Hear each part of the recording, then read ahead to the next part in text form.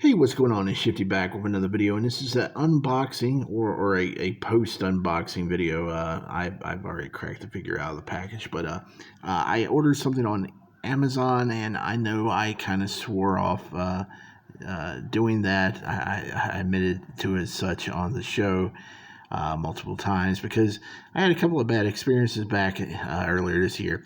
And over the course of this year, there's been a lot of reports of Amazon taking the easy way out or taking a really weird approach and delivering some of the larger Marvel Legend sets and other toys to the front door of people's houses with just a sticker on the package with no box, no envelope or anything. And I think Hasbro stepped in because this figure showed up in a little mailer box inside a larger package with some of the other stuff I ordered. So it looks like they stepped in to alleviate the situation. But you have to check the option when you order something like this. You got to make sure it does have an option to where you ship it inside of a box, because they will stick a label on it and they will not care if your package is damaged, if you're a collector or not. So make sure you see if there's an option to mail it in its cardboard box or whatever it has. And yeah, they had a sale last week and I took advantage of it. It's a Spider-Man Gamerverse Marvel Legends Kingpin figure. Usually goes for like $50, and I got it for $32. Good deal. And usually I'm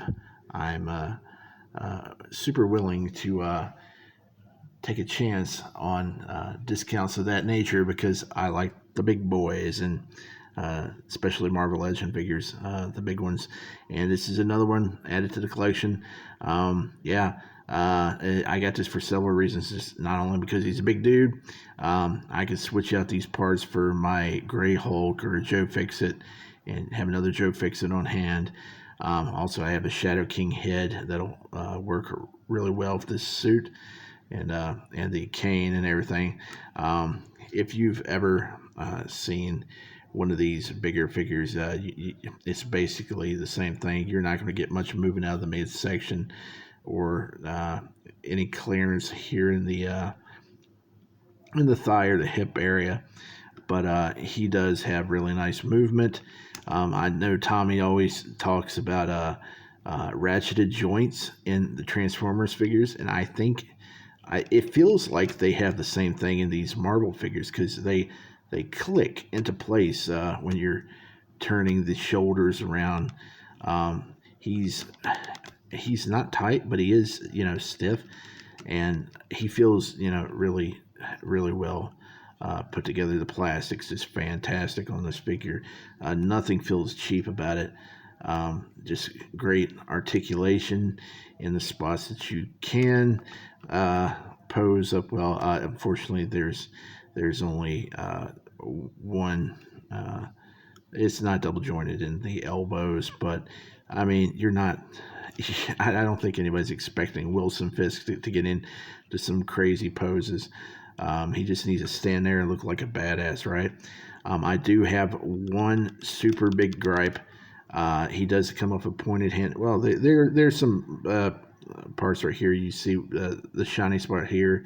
I think that's glue or something. I need to take some acetone to get that off. But he does come with multiple hands. 2 fists here for Wilson Fisk. And he comes with a gripping hand for his cane and sort of a pointing hand. I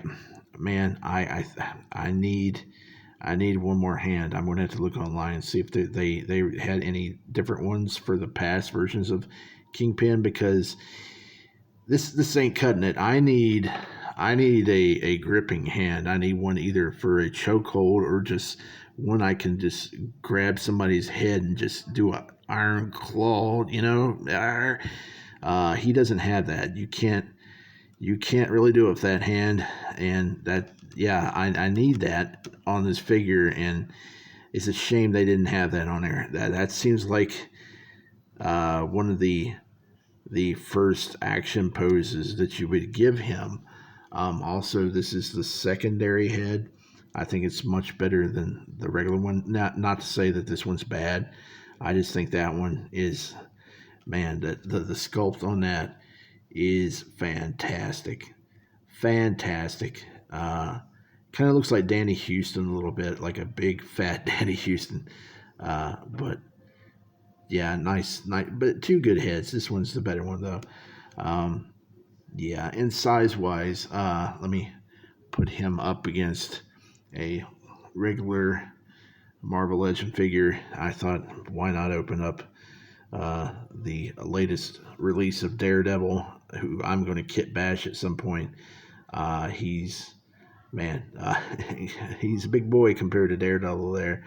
But yeah, nice, really nice figure. Daredevil's not bad either.